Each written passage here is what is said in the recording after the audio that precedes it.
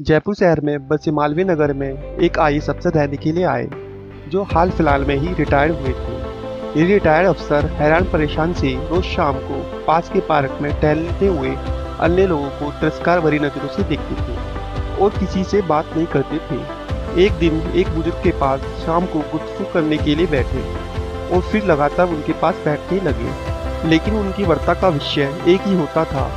मैं भोपाल में इतना बड़ा आईएएस अफसर था, पूछो मत। यहाँ तो मैं मजबूरी में आ गया हूँ। मुझे तो दिल्ली में बसना चाहिए था।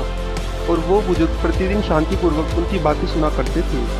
आईएएस अफसर की रोज रोज घमंड भरी बातों से परेशान होकर एक दिन उस बुजुर्ग ने उनसे पूछा कि आपने कभी फ्यूज बल्ब देखे हैं?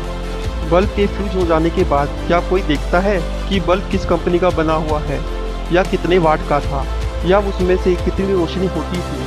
बुजुर्ग ने कहा कि बल्ब के फ्यूज होने के बाद इसमें से कोई भी बात बिल्कुल मायने नहीं रखती।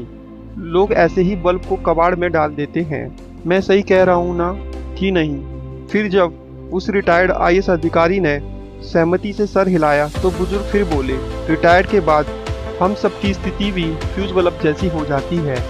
हम कहाँ काम करते थे, कितने बड़े पद पर काम करते थे, हमारा क्या रुतबा था, यह सब कोई मायने नहीं रखता। बुजुर्ग ने बताया कि मैं सोसाइटी में पिछले कई वर्षों से रहता हूँ और आज तक किसी को यह नहीं बताया कि मैं 2 बार सांसद रह चुका हूँ। फिर उन्होंने कहा, जो सामने वर्मा जी बैठे हैं वो रेलवे के महाप्रबंधक थे और वे सामने जो आ रहे हैं मीणा साहब, वे सेना में ब्रिगेडियर थे। और जो बेरवा जी इसरो के चीफ थे। लेकिन हम में से किसी भी व्यक्ति ने यह बात किसी को नहीं बताई, क्योंकि हम जानते हैं कि सारे फ्यूज बल्ब फ्यूज हो जाने के बाद एक जैसे हो जाते हैं, चाहे वे 0 वाट का हो या 50 वाट का हो या फिर 100 वाट का हो। कोई रोशनी नहीं तो कोई उपयोगिता नहीं। फिर उन्होंने आगे कहा कि आपने देखा होगा कि उगते हुए सूरज की जल चढ़ाकर पूजा सभी करते हैं, पर डूबते हुए सूरज की पूजा कोई नहीं करता। लेकिन कुछ लोग अपने पद को लेकर इतने वहम में होते हैं कि रिटायर होने के बाद भी उनसे अपने अच्छे दिन बुलाए नहीं जाते। वे अपने घर के आगे नेम प्लेट में लगाते हैं, retired IAS, retired IPS, retired PPS, retired जज आदि आदि। फिर बुजुर्ग आदमी ने आगे कहा कि माना आप बहुत बड़े आईएएस अफसर थे, आप बहुत काबिल भी थे, पूरे महकमे में आपकी तूती बोलती थी, पर अब क्या? अब ये बात मायने नहीं रखती कि आप एक आईएएस अफसर थे। मायने ये रखता है कि पद पर रहते समय आप कैसे इंसान थे। आपने आम लोगों को कितनी अहमियत दी, समाज को क्या दिया, मित्र बंधुओं को कितने काम आए, समाज में कितने लोगों की मदद की, या सिर्फ घमंड में ही ऐठे रहे? बुजुर्ग आगे बोले कि अगर पद पर रहते हुए कभी घमंड आए तो बस ये याद कर लेना कि एक दिन आपको भी फ्यूज होना है।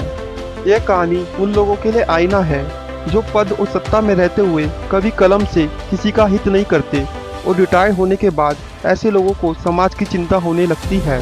अभी भी वक्त है, बदल जाइए और जितना हो सके समाज की मदद कीजिए।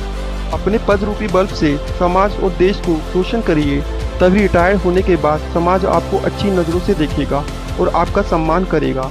जब तक आप छोटे से लेकर किसी बड़े पद पर आसीन हो, राष्ट्र और समाज के लिए कुछ ना कुछ करते रहिए, ताकि आने वाली पीढ़ी आपकी कार्यशैली का गुणगान करती रहे।